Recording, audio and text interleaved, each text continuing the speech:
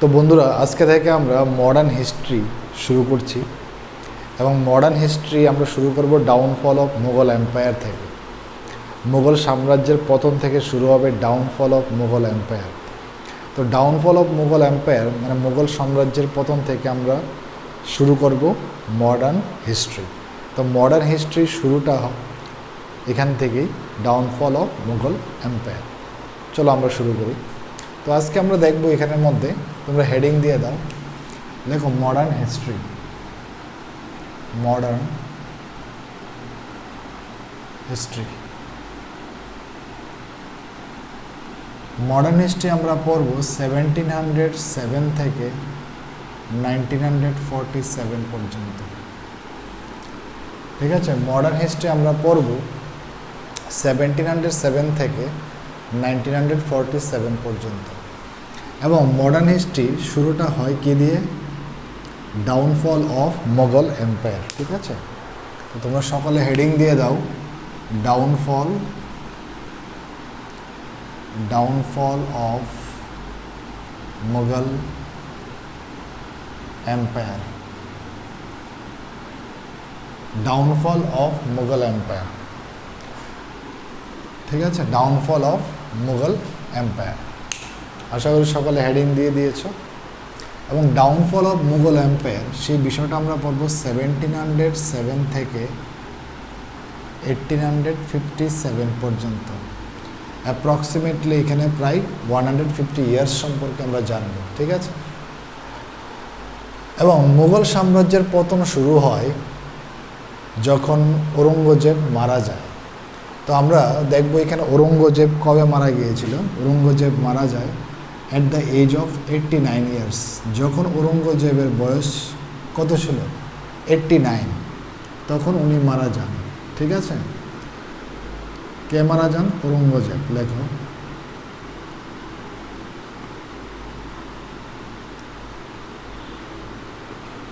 ঠিক আছে, ঔরঙ্গজেব যখন ওনার বয়স 89 ইয়ার্স তখন উনি মারা যান। ঠিক আছে, এবং কবে মারা যান? লেখো, 23 মার্চ 1707। লেখো,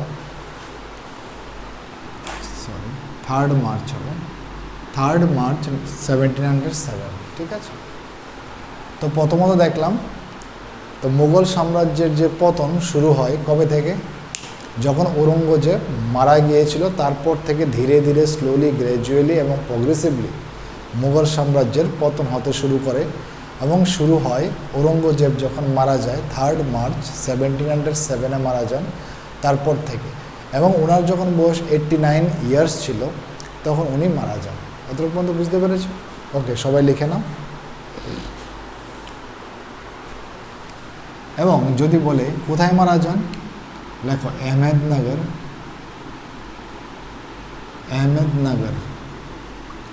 মহারাষ্ট্র।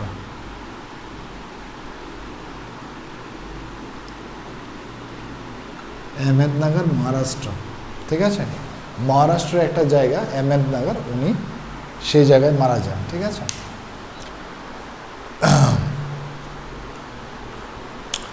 ঔরঙ্গজেবের বেসিক্যালি ঔরঙ্গজেব যখন ছিল তখন উনি থাকাকালীন ওনার 5 জন ছেলে ছিল। বাট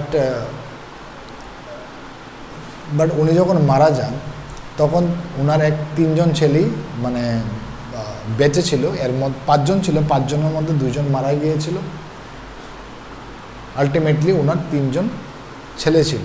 তো আমরা এটাকে লিখব যে ঔরঙ্গজেবের, আমরা যদি দেখি এখানে কয়জন ছেলে ছিল? 3 জন। বেসিক্যালি 5 জন ছিল, এর মধ্যে 2 জন মারা গিয়েছিল আগেই। তো আমরা 3 জনকে লিখবো এখানে। তো প্রথম জনের নাম ছিল, লেখো নাম্বার 1 দিয়ে লেখো। প্রথম জনের যে নাম ছিল মুআজ্জম। লেখো মুআজ্জম।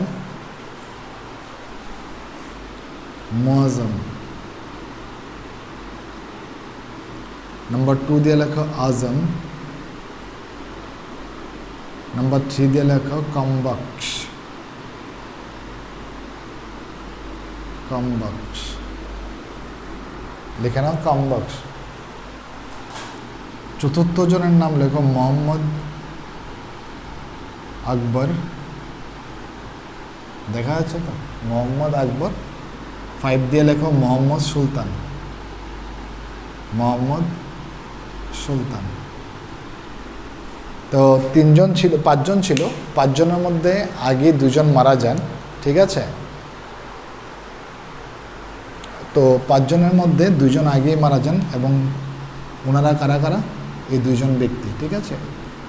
এই 2জন ব্যক্তি ছিল যে নাকি লিখতে পারো, এই 2জন ছেলে মোহাম্মদ আকবর এবং মোহাম্মদ সুলতান, তারা 2জনই মারা যান। লেখো 2 days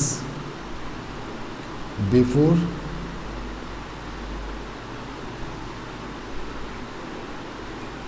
the death of Aurangzeb। লেখো 2 days before the death of Aurangzeb, ঠিক আছে। এই ওনার যে 2 ছেলে ছিল মোহাম্মদ আকবর এবং মোহাম্মদ সুলতান, ঔরঙ্গজেব মারা যাওয়ার আগে মারা যান। তো আলটিমেটলি তারা, ওনার ছেলে কজন ছিল? 3জন, মুআজ্জম, আজম এবং কম্বাক্স। যখন ঔরঙ্গজেব মারা যান, মারা যাওয়ার পরে ওনার যে ছেলেরা ছিল, যে মুআজ্জম, আজম, কম্বাক্স, তাদের মধ্যে একটা যুদ্ধ শুরু হয় যে পরবর্তী রাজা কে হবে, মুঘল সাম্রাজ্যের। এবং মুঘল সাম্রাজ্যের পরবর্তী রাজা কে হবে, তাদের জন্য সেই লক্ষ্যকে, উদ্দেশ্যকে পূরণ করার জন্য রাজা কে হবে, এই 3জনের মধ্যে একটা খণ্ড যুদ্ধ শুরু হয়। এবং তাতে কি হয়, তাতে এই 3 ছেলের মধ্যে মুআজ্জম এবং আজমের মধ্যে একটা যুদ্ধ হয় 1707-এ, লিখতে পারো 1707-এ একটা যুদ্ধ হয়। এটাকে বলছে ব্যাটেল অফ জাজাও, ঠিক আছে। ব্যাটেল অফ জাজাও যে যুদ্ধটা হয়, সেই যুদ্ধের মধ্যে মুআজ্জম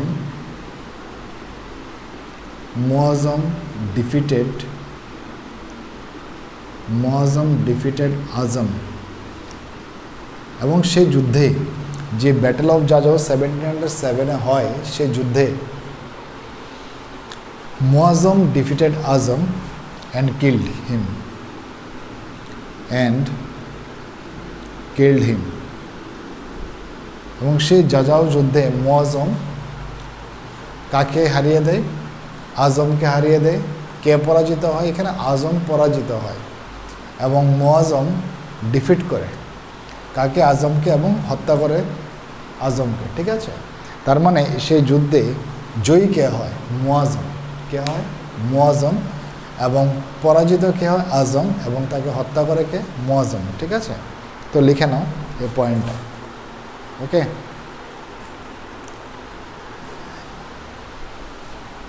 এবং পরবর্তী রাজা হওয়ার জন্য এখানের মধ্যে মুআজ্জম নেক্সট কি হয়?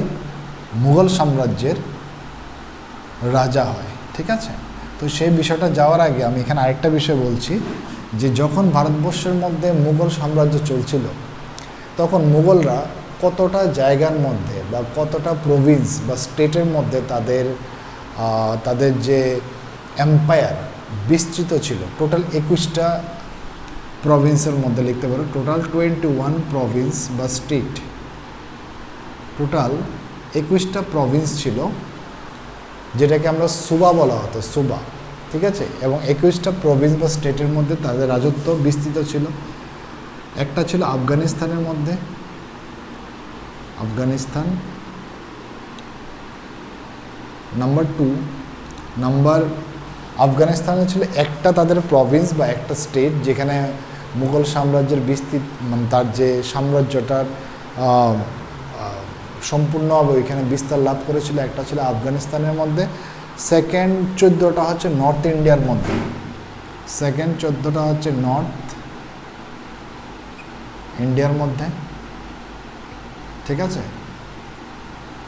আর বাকি 6টা যে ছিল সাউথ ইন্ডিয়ার মধ্যে, সাউথ ইন্ডিয়া, ঠিক আছে। তো মুঘল সাম্রাজ্যের যে বিস্তার বিশাল ছিল, একটা আফগানিস্তানের মধ্যে তাদের একটা রাজত্ব ছিল, তাদের একটা অংশ ছিল নর্থ ইন্ডিয়া এবং সাউথ ইন্ডিয়ার মধ্যে, ঠিক আছে। সাউথ ইন্ডিয়ার 6টা প্রভিন্সের মধ্যে 6টা স্টেটের মধ্যে রাজত্ব ছিল, নর্থ ইন্ডিয়ার 14টা স্টেটের মধ্যে ওদের রাজত্ব ছিল, একটা হচ্ছে আফগানিস্তানের মধ্যে, ঠিক আছে। টোটাল 21টা প্রভিন্সের মধ্যে তাদের সম্পূর্ণ এম্পায়ারটা বিস্তার ছিল। এবং এখানে দেখলাম যে 1707-এ ব্যাটেল অফ জাজা হয় এবং সেই যুদ্ধের মধ্যে মুয়াজ্জম জয়ী লাভ করে এবং আজমকে পরাজিত ঘোষণা করে এবং তাকে সেখানে হত্যা করা হয়। এবং নেক্সট ভারতবর্ষের যে নেক্সট মুঘল সাম্রাজ্যের যে রাজা হলেন, কে হলেন? মুয়াজ্জম। কিন্তু মুয়াজ্জম নামে উনি রাজা হয়নি, কি নামে হয়েছিল? বাই দ্য নেম অফ, লেখো, বাহাদুর শাহ ফার্স্ট, ঠিক আছে। নেক্সট মুঘল সাম্রাজ্যের রাজা হলেন সেটা হচ্ছে বাহাদুর শাহ প্রথম, বা ওটাকে বলা হচ্ছে কি শাহ আলম ফার্স্ট, বা তুমি এটাও বলতে পারো শাহ আলম প্রথম, ঠিক আছে। শাহ আলম প্রথম, ঠিক আছে, শাহ আলম প্রথম। এই যে বাহাদুর শাহ ফার্স্ট বা শাহ আলম প্রথম, এটা কে ছিল? এটা ছিল মুয়াজ্জম। এবং বাই দ্য নেম অফ বা বাই দ্য টাইটেল অফ, ব্র্যাকেটে লিখতে পারো, by the title of,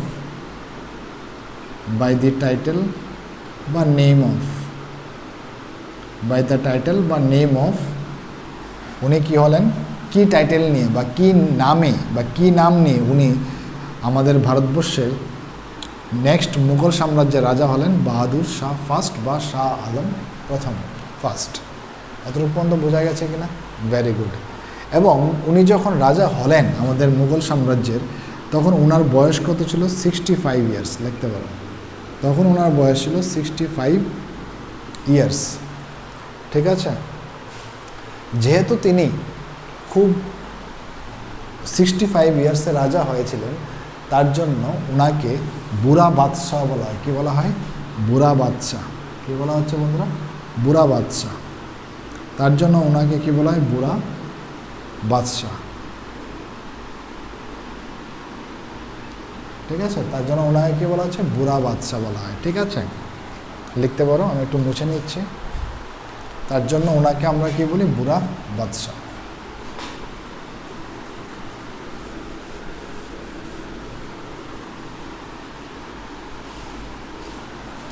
At the age of 65, he became the next emperor of Mughal Empire. Yes or no? He became, and by the title or by the name of Bahadur Shah First or Shah Alam First. এবং ওনাকে আমরা কি বলি? বুড়া বাদশাহ বলি। এবং মুঘল সাম্রাজ্যের একজন হিস্টোরিয়ান ছিল কাফি খান। কাফি খান ওনার একটা টাইটেল দিয়েছিল, এটাকে মুঘল সাম্রাজ্যের মধ্যে একজন হিস্টোরিয়ান ছিল, ওনার নাম ছিল কাফি খান। কাফি খান, কাফি খান ওনাকে একটা টাইটেল দিয়েছিল শাহে ই বেখবর। শাহে ই বেখবর, শাহে ই বেখবর কেন দিয়েছিল? কারণ তার সাম্রাজ্যের মধ্যে কি চলছে সে সম্পূর্ণভাবে, তার মাইন্ড সম্পূর্ণভাবে নিমগ্ন থাকতো তার যে রাজমহলের মধ্যে, ঠিক আছে। এবং অ্যাডমিনিস্ট্রেশন প্লাস এদিকে তুমি বলতে পারো যে অ্যাডমিনিস্ট্রেশনের দায়িত্বে যারা ছিলেন, ওই সময়ের যে প্রশাসনিক দায়িত্ব যারা ছিল, মানে মুঘল সাম্রাজ্য চালানোর যে লোকরা ছিল, ওদের সাথে মানে বলতে গেলে উনি কখনোই ওদের সাথে বার্তালাপ করেননি। সারাক্ষণ রাজমহলের মধ্যে বিভিন্ন রানীদের সাথে সবসময় কী থাকতেন? ওনার একটা যোগসূত্র ছিল। তার জন্য আমাদের হিস্টোরিয়ান কাফি খান ওনাকে বলেছেন শাহী বেখবর, সবসময় বেখবর থাকতেন এবং সবসময় ওই মহলের মধ্যে কাটাতেন, তার জন্য ওনাকে বলেছে শাহী বেখবর। ঠিক আছে, লিখতে পারো। যেহেতু ঔরঙ্গজেব যখন মুঘল সাম্রাজ্যের রাজা ছিলেন তখন সে অর্ধেক ভারতবর্ষকে ওনার শত্রু বানিয়ে মারা গিয়েছিলেন। অর্ধেক ভারতবর্ষ ওনার শত্রু ছিল। এর মধ্যে সবথেকে বেশি ছিল মারাঠা এবং শিখ, এবং নর্থের থেকে আমি যদি বলি এখানে ছিল শিখ এবং সাউথ থেকে ছিল মারাঠা, এবং সবথেকে বড় শত্রু ছিল শিখ এবং মারাঠা। কেন? কারণ ঔরঙ্গজেবের সময়ে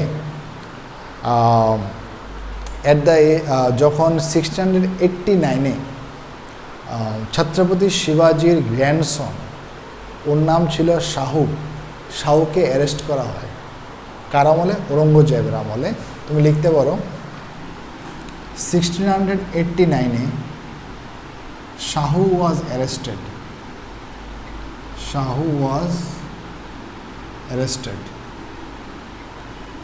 শাহুকে অ্যারেস্ট করা হয়। এবং শাহু কে ছিল? শাহু ছিল ছত্রপতি মারাঠা সাম্রাজ্যের যে ফাউন্ডার ছিল, যে প্রতিষ্ঠাতা, ছত্রপতি শিবাজি। এবং ছত্রপতি শিবাজির ছেলের নাম ছিল সম্ভাজির ছেলে ছিল শাহু। এই যে শাহু ছিল ছত্রপতি শিবাজি মহারাজের গ্র্যান্ডসন, এবং তাকে অ্যারেস্ট করে কে? ঔরঙ্গজেব। কবে? 1689-এ শাহু ওয়াজ অ্যারেস্টেড। যেহেতু ঔরঙ্গজেব অর্ধেক ভারতবর্ষকে ওনার শত্রু বানিয়ে মারা গিয়েছিলেন, তার জন্য বাহাদুর শাহ বা শাহ আলম উনি যখন রাজা হলেন 65 ইয়ার্সে, তখন উনি ফ্রেন্ডলি বা বন্ধুসুলভ আচরণ করতেন সবার সাথে, যাতে করে ওনার মানে এম্পায়ারের মধ্যে কোনো সময় কখনো কোনো অ্যাটাক না হয়, আক্রমণ না হয়, তার জন্য সবসময় উনি বন্ধুসুলভ আচরণ করতেন। তো এখানের মধ্যে আমরা একটা পয়েন্ট দেখব। তো প্রথম কাজ উনি কি করলেন? যখন উনি বাহাদুর শাহ ফার্স্ট বা শাহ আলম ফার্স্ট, আমরা দেখব ওনার যে রাজত্বকাল ছিল 707 থেকে 712 পর্যন্ত উনি রাজত্ব করেছিলেন। 707 থেকে 712। এবং প্রথম উনি কি কাজ করেছিলেন? যখন উনি রাজা হলেন তখন উনি প্রথম যেটা করেছিলেন, যে শাহু মহারাজকে জেল থেকে রিলিজ করেছিলেন। মানে মুঘল সাম্রাজ্যের যে জেল ছিল সেই জেল থেকে শাহু মহারাজকে রিলিজ করেছিলেন। তো এখানে আমরা একটা পয়েন্ট লিখব যে Shahu got released from jail. ঠিক আছে, শাহু গট রিলিজড মানে যখন উনি রাজা হলেন তখন প্রথম উনি যে কাজটা করলেন, কারণ ঔরঙ্গজেব মারাঠাদের সাথে একটা ভালো সম্পর্ক ছিল না। ঠিক আছে, কিন্তু যখন বাহাদুর শাহ ফার্স্ট বা শাহ আলম প্রথম ভারতবর্ষের যে মুঘল সাম্রাজ্যের রাজা হলেন, রাজা হওয়ার পরে উনি যে প্রথম কাজটা করলেন যে শাহু মহারাজকে জেল থেকে রিলিজ করলেন। ঠিক আছে, এবং যখন উনি জেল থেকে রিলিজ হলো, নেক্সট যে মারাঠা সাম্রাজ্যের যে নেক্সট মহারাজ কে হলেন বা রাজা কে হলেন? ছত্রপতি শাহু মহারাজ।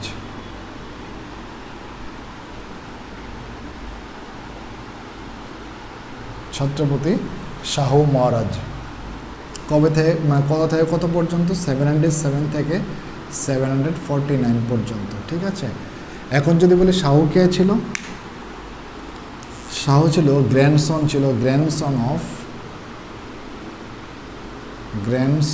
অফ ছত্রপতি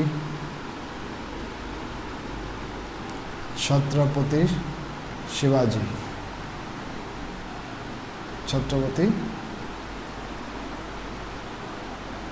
শিবাজি মহারাজ। ঠিক আছে, ছত্রপতি শিবাজি মহারাজ।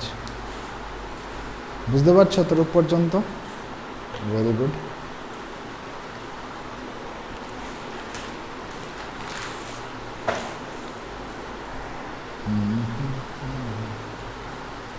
এতটুকু পর্যন্ত বোঝা গেছে বন্ধুরা?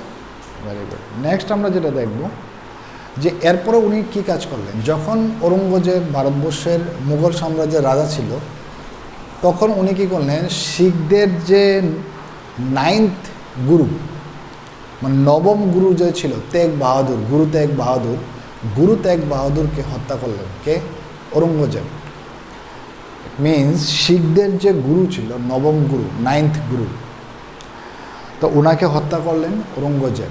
ঠিক আছে, তো যখন উনি হত্যা করলেন গুরু তেগ বাহাদুরকে, এখন এখানে একটা প্রশ্ন আসবে, কবে হত্যা করলেন? লিখতে পারো 1675-এ। আমি মুছে নিচ্ছি এগুলি। 1675-এ উনি কাকে হত্যা করলেন? শিখদের যে গুরু ছিল তেগ বাহাদুর, 9th গুরু ছিল। ঠিক আছে, 9th নবম গুরু, ওনাকে হত্যা করলেন। ঠিক আছে, কে? ঔরঙ্গজেব। যেহেতু উনি ঔরঙ্গজেব হত্যা করলেন, তো এখন শিখদের সাথে একটা বন্ধু সুলভ একটা আচরণ কে করা শুরু করলো? বাহাদুর শাহ ফার্স্ট বা শাহ আলম ফার্স্ট। কারণ অলরেডি মারাঠাদের সাথে সম্পর্ক খারাপ ছিল। যাই হোক, শাহকে রিলিজ করে দিলেন জেল থেকে, এখন তাদের মধ্যে সম্পর্ক কিছুটা ঠিক হতে শুরু হলো। যেহেতু শিখদের যে গুরু ছিল নবম গুরু, ওনাকে মারলেন। কে মারলেন? হত্যা করলেন ঔরঙ্গজেব। তো তার জন্য শিখদের সাথে এখন বাহাদুর শাহ ফার্স্ট তাদের সাথে একটা সুন্দর সম্পর্ক গড়ে তোলার চেষ্টা করা শুরু করলেন। তখন ওই সময়ের 1707-এ শিখদের যে 10th গুরু ছিল, মানে 10ম যে গুরু ছিল, ওনার নাম হচ্ছে গুরু গোবিন্দ সিং। ঠিক আছে, লিখতে পারো। গুরু গোবিন্দ সিংয়ের সাথে একটা ট্রিটি শুরু করলেন। ট্রিটি মানে একটা এগ্রিমেন্ট, ট্রিটি উইথ একটা সন্ধি বলতে পারো, সন্ধি। ঠিক আছে, দুইটা দেশের মধ্যে যখন কি একটা ট্রিটি হয়, একটা প্যাক্ট বা একটা এগ্রিমেন্ট বলতে পারো। তো একটা এগ্রিমেন্ট হলো, একটা ট্রিটি হলো। কি এগ্রিমেন্ট হলো? ট্রিটি উইথ গুরু গোবিন্দ সিং। এখন গুরু গোবিন্দ সিং কে ছিল? গুরু গোবিন্দ সিং ছিল 10th Guru, 10th and last গুরু। ঠিক আছে, শিখদের 10মতম এবং লাস্ট গুরু কে ছিল? গুরু গোবিন্দ সিং। গুরু গোবিন্দ সিংয়ের সাথে একটা ট্রিটি করলেন। কি করলেন? ট্রিটি। বুঝতে পারছো? তো গুরু গোবিন্দ সিংয়ের সাথে একটা ট্রিটি হলো এবং সেই ট্রিটি মধ্যে অনেক কিছু স্বাক্ষর হলো, অনেক কিছু এগ্রিমেন্ট হলো। এগ্রিমেন্ট হওয়ার পরে 1708-এ, ঠিক আছে, 1708-এ গুরু গোবিন্দ সিং 1708-এ গুরু গোবিন্দ সিং ট্রিটি তো হলো কার সাথে? মুঘল সাম্রাজ্যের যে রাজা ছিল বাহাদুর শাহ ফার্স্টের সাথে কী করলেন? একটা ট্রিটি করলেন, একটা এগ্রিমেন্ট করলেন। তাতে কি হলো? তাতে যে শিখ ছিল এবং যারা মুঘল ছিল তাদের মধ্যে যে একটা সম্পর্ক ছিল, একটা বাজে সম্পর্ক ছিল, সেটা ধীরে ধীরে করতে ভালো হতে শুরু করলো। কিন্তু 1708-এ গুরু Gobind Singh died. Guru Gobind Singh died, or you can write was killed by Azim Khan. Was killed by Azim Khan. ঠিক আছে, was killed by Azim Khan. ঠিক আছে, তো ট্রিটি স্বাক্ষর হলো কবে? 1707-এ। তাতে করে মুঘলদের সাথে ওদের একটা ভালো একটা বন্ধুসুলভ একটা আচরণ তাদের মধ্যে দেখা গেল। কিন্তু দেখা গেল যে 1708 খ্রিস্টাব্দে Guru Gobind Singh was killed by Azim Khan. Azim Khan Guru Gobind সিংকে হত্যা করলেন। বুঝতে পারছো? Very good. তো এখানের মধ্যে আমরা দেখব বন্ধুরা যে গুরু গোবিন্দ সিংয়ের পরে আমরা দেখব এখানে গুরু গোবিন্দ সিংয়ের একজন সার্ভেন্ট ছিল, একজন শিষ্য ছিল। ঠিক আছে, যার নাম ছিল বান্দা বাহাদুর। ঠিক আছে, যার নাম ছিল কি? বান্দা বাহাদুর। এই বান্দা বাহাদুর কী হবে নেক্সট লিখতে পারো এখানের মধ্যে তোমরা লেখো। তাহলে আমরা এতটুকু পর্যন্ত বুঝতে পেরেছি 1675 শিখদের যে ত্যাগ বাহাদুর যে গুরু ছিল ওনাকে হত্যা করলেন, তাতে ঔরঙ্গজেব থাকাকালীন সময়। এখন দেখা গেল সেই বিষয়টাকে বাহাদুর শাহ ফার্স্ট বা শাহ আলম প্রথম সেই যে মুঘলদের যে শিখদের সাথে যে একটা সম্পর্ক ছিল, যেটা নাকি ভালো সম্পর্ক ছিল না, সেটাকে ঠিক করার জন্য উনি একটা ট্রিটি করলেন কার সাথে? গুরু গোবিন্দ সিংয়ের সাথে। এবং 1708-এ গুরু গোবিন্দ সিংকে হত্যা করা হয়। কে হত্যা করে? আজিম খান। ঠিক আছে, এখন আমরা দেখব যে গুরু গোবিন্দ সিং থাকাকালীন সময় যখন গুরু গোবিন্দ সিং ছিল, তখন গুরু গোবিন্দ সিং বলেছিল যে আমার পরে আর কেউ শিখদের মধ্যে আর কেউ গুরু হওয়া যাবে না। ঠিক আছে, মানে গুরু 10 জনই গুরু ছিল।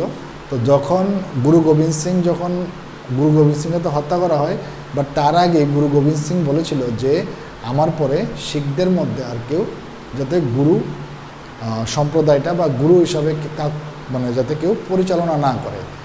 তো তার জন্য আমরা লিখব যে গুরু গোবিন্দ সিংয়ের একজন সার্ভেন্ট ছিল, নাম কি? লেখো বান্দা সিং বাহাদুর। লেখো বান্দা সিং বাহাদুর। বান্দা সিং বাহাদুর ছিল গুরু গোবিন্দ সিংয়ের এই একজন সার্ভেন্ট। লেখো হি was the servant of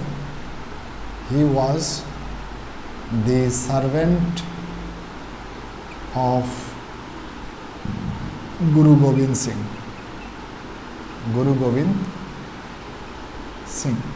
he was the servant of গুরু গোবিন্দ সিং, এবং উনি ছিল ফার্স্ট পলিটিক্যাল লিডার অফ এই বান্দা বাহাদুর যে ছিল না, বান্দা সিং বাহাদুর বলো বা বান্দা বাহাদুর বলো, he was the first political leader of Sikhs. He was the first political leader of Sikhs. লিখতে পারো he was the first political leader of শিখস।